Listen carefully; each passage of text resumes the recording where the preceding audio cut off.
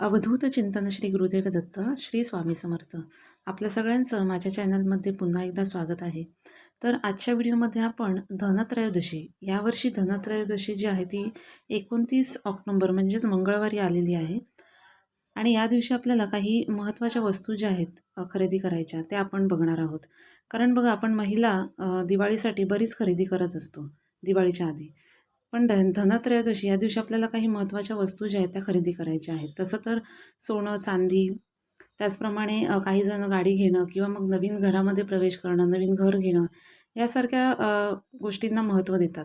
कारण याच दिवशी भगवान विष्णू जे आहेत ते समुद्र मंथनाच्या वेळी हातात अमृताचा कलश घेऊन धन्वंतरी अवतारामध्ये प्रकट झाले होते. म्हणून या दिवसाला अतिशय महत्त्व आहे. शुभ असा दिवस आहे हा.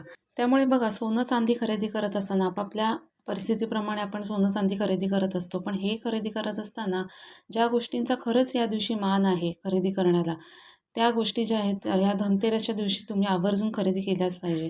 त्यामध्ये बघा, सगळ्यात पहिलं जे आहे ते म्हणजे वस्त्र खरेदी करणं. मग तुमच्या देवांसाठी, म्हणजे आपल्या घरातील देव आहेत त्यांच्यासाठी तुम्ही वस्त्र खरेदी करू शकता. ते वस्त्र मग देव पुसण्यासाठी असेल किंवा मग देव जेव्हा आपण ठेवतो त्यांच्या खाली अंतरण्यासाठी असेल. अशा प्रकारचं जे लाल वस्त्र असतं, ते लाल वस्त्र तुम्ही ह्या दिवशी धनत्रयोदशी दिवशी आवर्जून खरेदी करा.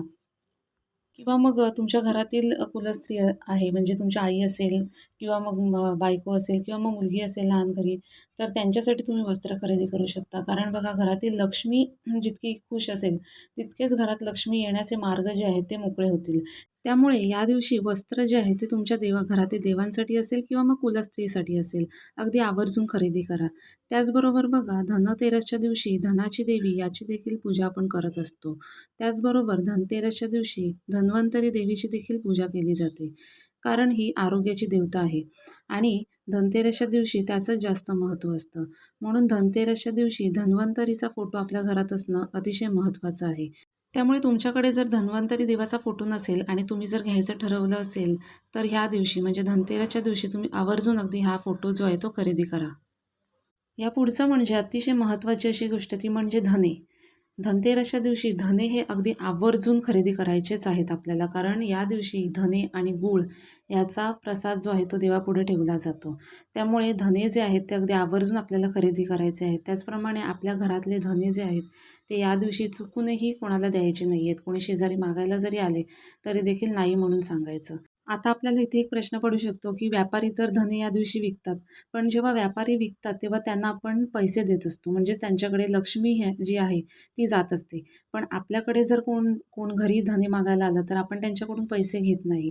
आपण डायरेक्ट आपले धन म्हणजे धने जे आहेत, म्हणजे धनच आपण एक प्रकारे त्यांना देत असतो.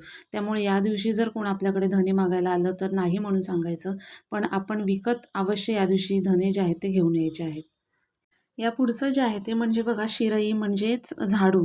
छोटी बघा शिरई असते ती किंवा मग झाडू ह्या दिवशी तुम्हाला अगदी आवर्जून खरेदी करायची आहे. धनतेरस त्याचप्रमाणे लक्ष्मीपूजन या दिवशी झाडू खरेदी करण्याला अतिशय महत्त्व आहे आणि तीच खरी लक्ष्मी आहे.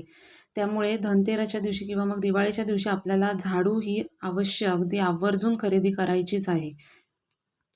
या पुढचं म्हणजे बघा, मीठ आपल्याला अगदी आवर्जून खरेदी करायचं आहे. मिठाचं एक पॅकेट तुम्ही आवर्जून या दिवशी खरेदी करा.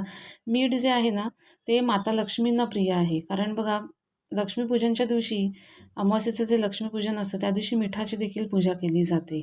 मार्गशीर्ष महिन्यातलं जे गुरुवारचं आपण पूजन करतो, व्रत करतो, त्या वेळेला जे पुस्तक आपण वाचतो त्या महात्म्यामध्ये देखील बघा मिठाचं महत्त्व सांगितलेलं आहे की जे अळणी जेवण असतं त्यामध्ये जेव्हा मीठ पडतं तेव्हा त्या जेवणाला देखील रुचकर बनवतं ते मीठ.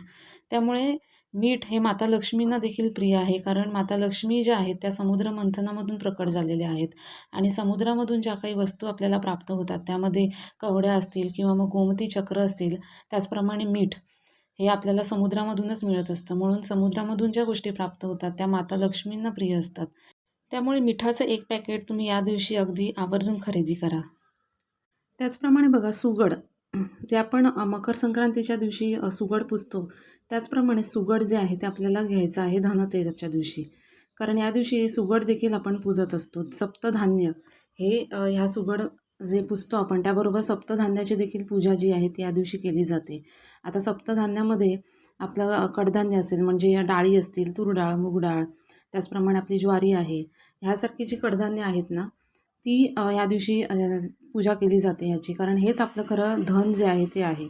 त्यामुळे या दिवशी सुगड त्याचप्रमाणे सप्तधान्य जे आहे ते आपल्याला आवर्जून अगदी खरेदी करायचं आहे.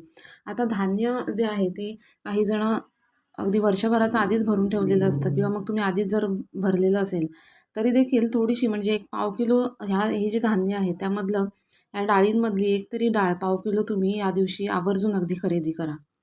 त्याचप्रमाणे बघा ह्या दिवशी म्हणजे धनतेरसच्या दिवशी शुद्ध गाय आपण जेव्हा पूजा करणार आहोत त्यावेळेला आपल्याला शुद्ध गाईच्या तुपाचा दिवा जो आहे तो लावायचा आहे पूजेमध्ये आणि त्याचप्रमाणे आपल्याला लक्ष्मीपूजनच्या दिवशी देखील शुद्ध गाईच्या तुपाचाच दिवा लावायचा आहे.